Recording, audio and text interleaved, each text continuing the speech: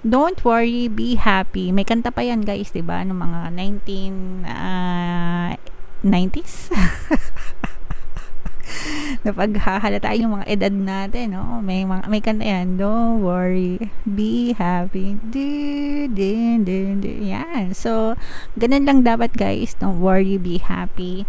Alisin nyo yung mga stress, yung mga worries, yung mga anxieties kasi yung mga stress and worries na yon nagkukos pa siya ng more blocks sa buhay nyo. Blocks equals balakid, no?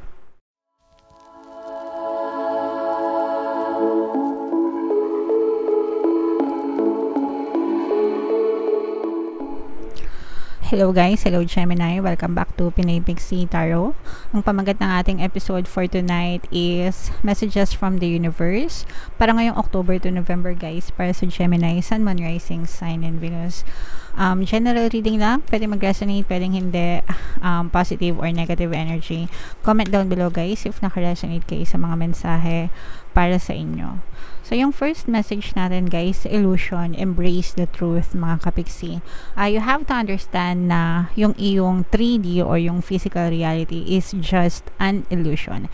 It's just a reflection of what's going on in your head, of what's stored in your subconscious mind. And ang nakalagay or ang nakastore sa subconscious mind nyo is what you accept to be truth mga kapiksi or to be true. Ibig sabihin kung ano yung pinapaniwala nyong totoo, yun yung nakastore sa subconscious mind nyo, therefore it's being pushed out in your reality, in your 3D sa buhay nyo. So let's say for example naniniwala kayong malas kayo, therefore it will be pushed out in your reality. Papakitaan ka ng universe ang mga consequence na okay, sige, malas ka. Pwedeng hindi nyo siya kinreate on your own. Pwedeng sinabi sa inyo ng magulang nyo na mahirap lang tayo, malas tayo, ganyan, kaya natanim sa inyong subconscious mind nyo yung ganong klaseng belief. Or pwedeng narinig nyo or nakita kayo ng evidence tapos sinabi nyo sa sarili nyo na ay, ang malas ko. Okay, so ang maganda nito mga kapiksi, pwedeng yung baguhin yung programming sa inyong subconscious mind by creating a new belief, a new truth in your self, what you accept to be true in your life mga kapiksi. And kapag nabago nyo yung mga programmings na yun sa inyong subconscious mind, yung mga bagong belief na yon yung mapupush out sa inyong 3D. Okay? So, i-accept nyo, ibig sabihin nito, in short, i-accept nyo kung ano yung nakikita nyo sa inyong buhay ngayon kasi programming nyo yan eh. Yan yung mga beliefs nyo. Pero you also have to accept the fact na pwedeng magbago yung buhay nyo pero manggagaling din yan sa inyo, no? Sa inyo, ikaw yung kailangan magbago. Yung pattern of thoughts mo, yung pag-iisip mo, yung belief system mo ang kailangan magbago para magbago din yung napupush out sa inyong 3D, sa inyong physical reality. So, comment down below guys if naintindihan nyo. Kung hindi naman, okay lang. Walang pilitan. And sa mga gustong matuto ng manifestation using the power of your subconscious mind and law of attraction, pwede kayo mag-join sa ating membership program dito sa aking channel. I-click nyo lang yung join button sa video na to o kaya naman dyan sa ating homepage. Pag member na kayo, magkakaroon kayo ng access sa mga exclusive videos natin regarding manifestation using the power of your subconscious mind and law of attraction. Alright? So, yung next message natin para sa inyo, Gemini. Trust your intuition mga kapiksi, especially if we're always praying, because yung mga guides nyo, yung mga gabay nyo, tinutulungan kayo nyan, okay? Para magabayan kayo sa tamang landas and yung ating intuition, yung kanilang pamamaraan para magabayan tayo, okay? So follow your intuition always, trust your intuition, especially pag nagdadasal kayo, pag may mga bagay na naguguluhan kayo, magdasal lang kayo and hindi kayo papabayaan. Another message guys is invite serendipity or invite the magic in your life, no? Magic is also another word for manifestation. And you can definitely achieve whatever it is that you desire basta mag-focus kayo sa inyong gawain, sa inyong nais, no? Mga nais na makamit. Whatever you focus on guys manifests. Kung ano yung fino-focus ng attention nyo, yung nagmamanifest sa buhay nyo. Okay? So, another message for you. Comment down below mga kapiksi if nakaka-resonate kayo at saka kung naiintindihan nyo.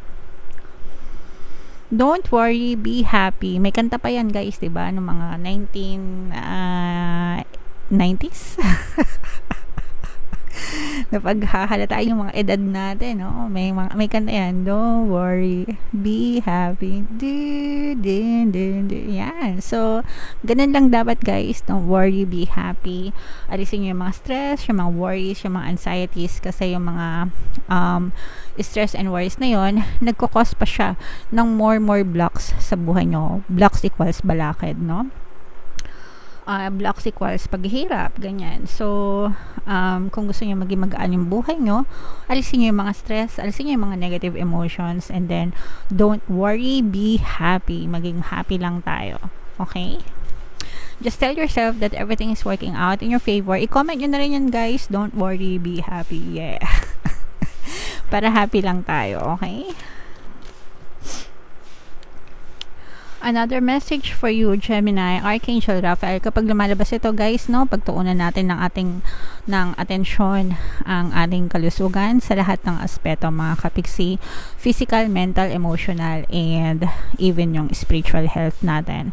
So, kung okay lang yung pakiramdam nyo, okay lang yan, pagpatuloy nyo. Kung may hindi kayo magandang nararamdaman or merong hindi magandang nararamdaman kayo, yan.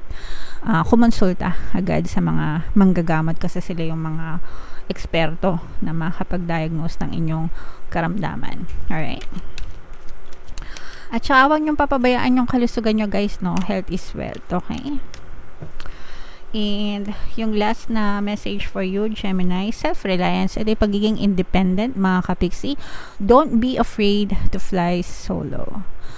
We're going solo. Sa mga fans ni Jenny, hello. Pero yes, mga kapiksi, wag kayong matakot na maging independent. Wag kayong matakot na tumayo sa sarili nyong mga paa, mga kapiksi. Masarap maging independent, as in super, walang stress. Walang magdidikta sa'yo na gawin mo to, gawin mo yan, dapat ganito, dapat ganyan. Ikaw yung magdidikta sa sarili mo ng gusto mo, and yung failure mo and yung success mo sa'yo lang din nakasalalay.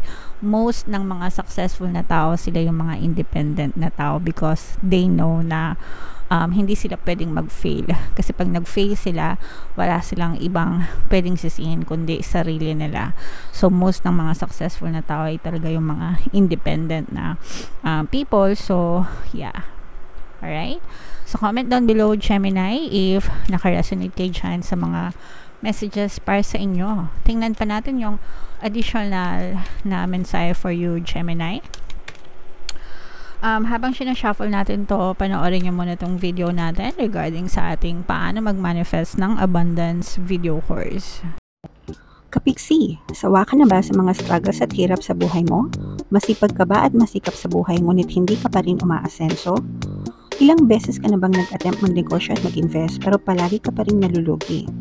Sa pagkakataon na ito ay maaaring may subconscious beliefs ka na nagiging balakid sa iyong pag-unlad at pagyaman. Introducing, paano mag-manifest ng abundance video course. Dito ay matututunan mong ma-overcome ang mga balakid mo para tuluyan ka ng umunlad, umasenso, sumagana, maging matagumpay, successful at maswerte sa iyong kabuhayan, pera, trabaho, negosyo, salapi at kaperahan ng bonggang-bongga.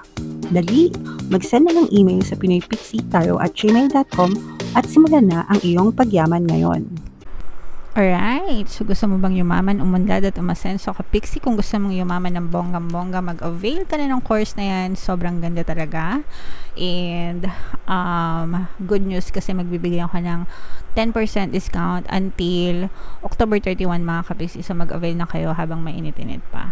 And meron din tayong email coaching, guys. Manifest your desires using the law of attraction. If meron kayo mga specific na gusto nyong i-manifest, pwedeng love and relationship, mga kapiksi, pwedeng money or career, pwede kayo magpabook ng email coaching session with me. Mag-send lang kayo, guys, ng email sa pinoypixietarot@gmail.com. So, ito, guys, yung message sa inyo. Ito yung personal choice, mga kapiksi, no? Close your eyes, ipikit nyo yung mga mata nyo, tapos isipin nyo, what animal do you imagine? Anong unang hayop yung naisip nyo? Alright? Anong strengths yung dinidisplay ng hayop na yon, yung animal na yon? Ano yung wisdom na sinishare nila? Embrace those qualities, mga kapiksi. So, let's say, for example, pag pikit nyo ng mata, ang naisip nyo agad, aso. So, dogs are known for loyalty, di ba? Friendship, and ano pa ba? Protection. Guide, di ba? So, embrace nyo yung qualities na yon, yung mga pwede nyo matutunan sa mga characteristics ng aso. And i-embrace nyo yung quality na yon, na pagiging loyal, pagiging protector, pagiging guide, pagiging always being there, diba? So, yeah. And kung ano man yung hayop na naisip nyo, mga kapiksi, or animal, pag hayop, parang asagwan pakinggan nyo. Kung ano man yung animal na naisip nyo, mga kapiksi, i-search nyo, no, yung mga magagandang characteristics nila. Yung iba, sometimes, nababasa ko na parang nakaisip sila ng mga 2 to 3 animals, and that's fine, mga kabigsi. So, i-search nyo na lang yung mga good qualities nila, and apply it to yourself, or embrace those qualities, mga kabigsi. Alright? Okay, so comment down below, Gemini, if naka-resonate kayo dito sa reading na to. Ito yung ating 2024 kapalaran. Kung hindi nyo pa napapanood, panoorin nyo na. Super nice, super ganda. And ito naman yung ating success stories ng paano mag-manifest ng abundance video course. Thank you for liking, sharing, and subscribing, mga kapiksi, and see you again next time. I love you all, guys. Have a nice day. Bye-bye.